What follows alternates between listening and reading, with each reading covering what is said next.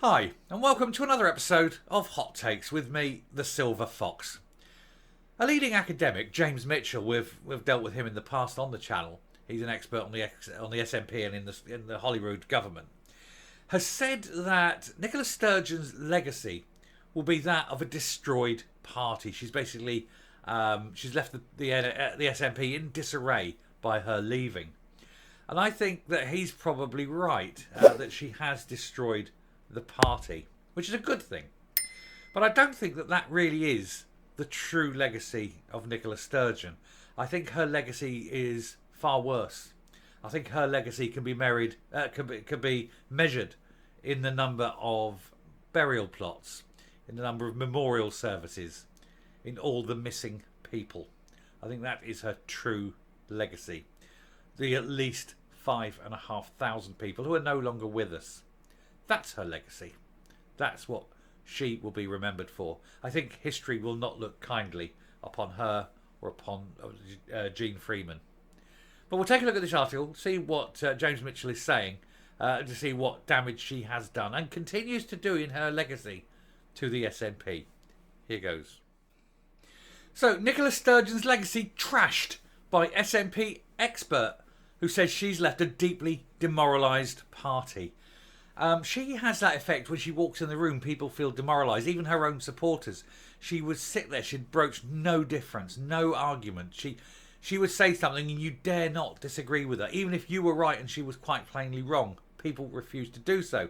And of course that is why everything went so amazingly wrong for the SNP. That's why Scotland is in the state it's in.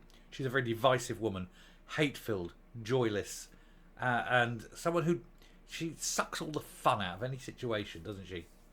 The former First Minister handed over the reins to Humza Yousaf in March as the wheels started to come off the Nat bandwagon. Fortunately, they have a bus that they can use. I think that's still got the wheels on, hasn't it? Nicola Sturgeon's legacy as SNP leader has been trashed by a leading academic who says she left behind a deeply demoralised party. Former First Minister Miss Sturgeon spent over 8 years at the helm of the Nats, before announcing she'd step down in February before the police came a-knocking. She was eventually replaced by Humza Yousaf after a bitter leadership battle that exposed huge fractures in the party. Fractures, I will say, that continue today and are growing, deepening. In fact, they're no longer fractures, they're fissures. The whole party is likely to split at some point over the differences between the mad left and the even madder far lefterer parts of the party. The issue of SNP finances has also continued to cast a cloud, and in June Miss Sturgeon was arrested in connection with a police investigation into allegations of fraud. Her husband and former SNP Chief Executive Peter Murrell and Colin Beattie MSP, who was the SNP Treasurer at the time, were also arrested, although so far none have been charged.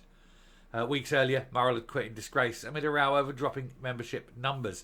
No one's charged, but there is this rumour. The police have announced they're investigating misuse of funds and embezzlement. And there is the big rumour going around Holyrood now, and indeed several senior people in the SNP are deeply fearful that there will be more arrests, or rather re-arrests, this time culminating in charges. And so watch this space, basically. Now, of course, you've got the financial investigation. You've also got the sexual case investigation with Jordan Linden, which appears to have been multiple people, possible grooming, definitely covered up. Michelle Carragher, is it? She's Tracy Carragher. Sorry, my apologies. She covered it up, but this cover up went all the way up, certainly to Peter Murrell, and if it's gone to Peter Murrell, then it's gone to Nicola Sturgeon, and they've all covered it up, and so that is possibly a very serious crime in itself if you're covering up a crime. So there's more investigation there with possible charges at the end, and of course we've got the ongoing COVID investigation, which the police are taking very seriously. So she could be in an awful lot of trouble, and could be spending a lot of time alone in a small room with a metal door. Anyway, Edinburgh University academic Professor James Mitchell is seen as a leading authority on the SNP. He has written books about the party, and he's even advised the Scottish government. But he is unimpressed with what Miss Sturgeon has left behind, as indeed are the vast majority of people in Scotland. They're not impressed one iota. In an article for the university, he said she had inherited a very healthy party. Support from independents had grown from 30% to 45%. It had a reputation for competence in government. It had strong party finances. Membership was soaring, and it was on the cusp of coming close to a clean sweep of Scottish seats in the Commons.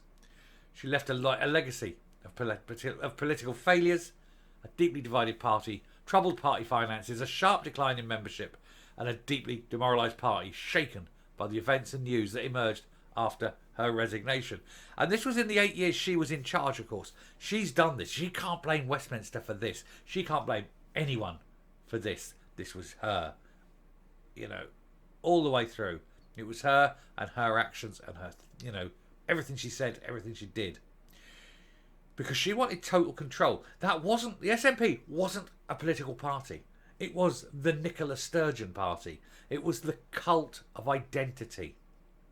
She was the Kim Il-sung, if you will, of the SNPs.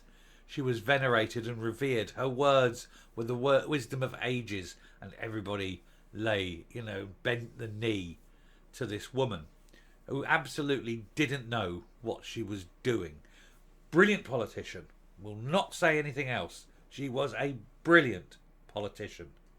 It's just that everything she did was wrong. And I mean to the point of being morally wrong, ethically wrong, as well as logically, financially, economically wrong. And quite a lot legally wrong. Still a great politician, but an absolute disgusting human being. And as we're seeing now with the investigations into COVID, it's only going to get a lot worse. She was lying, outright lying, and I can say that quite clearly, outright lying to the people of Scotland about what was going on. She is a proven liar. And of course, being a liar when you're dealing with health and safety issues opens you up to prosecution. It's a very, very dangerous thing to do. Anyway, that's for another video. I did a video on that this morning where we had Merlin come in and discuss. So thank you to Leslie Roberts for that one. Do go and have a look. Anyway, Professor Mitchell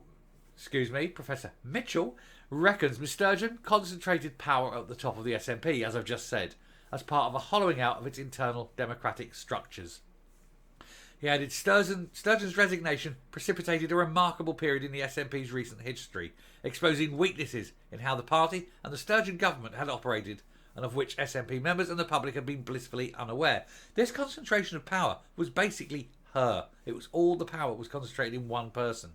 She became some sort of demigod to these people.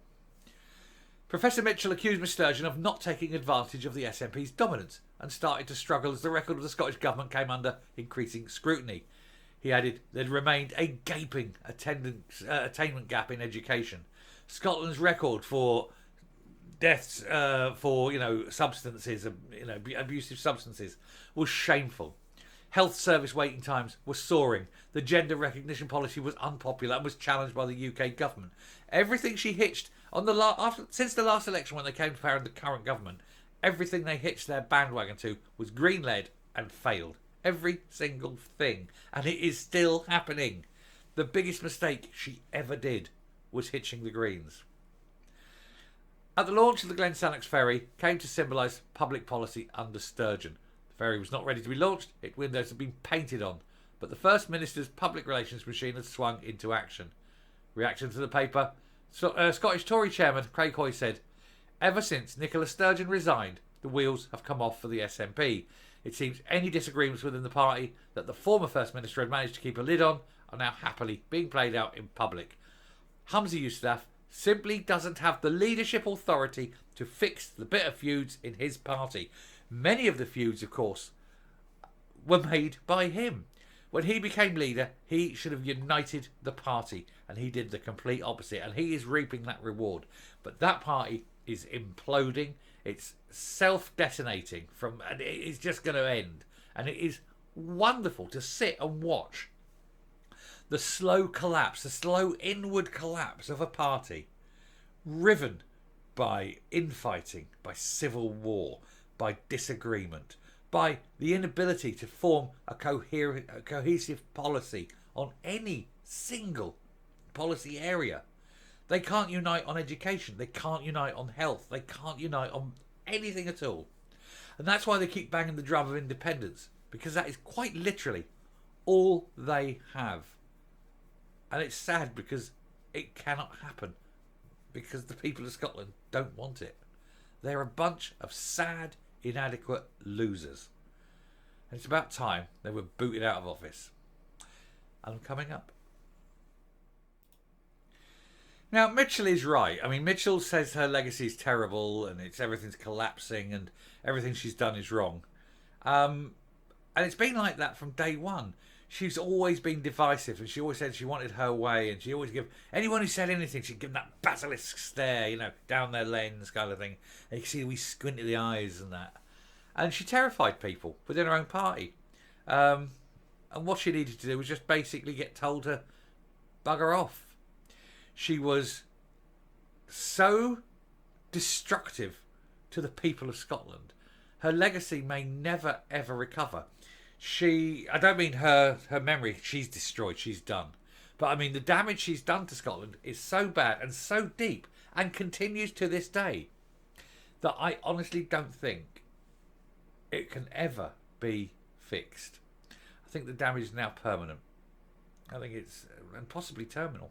Possibly terminal. That's how bad she's been. And she liked to think she was doing right.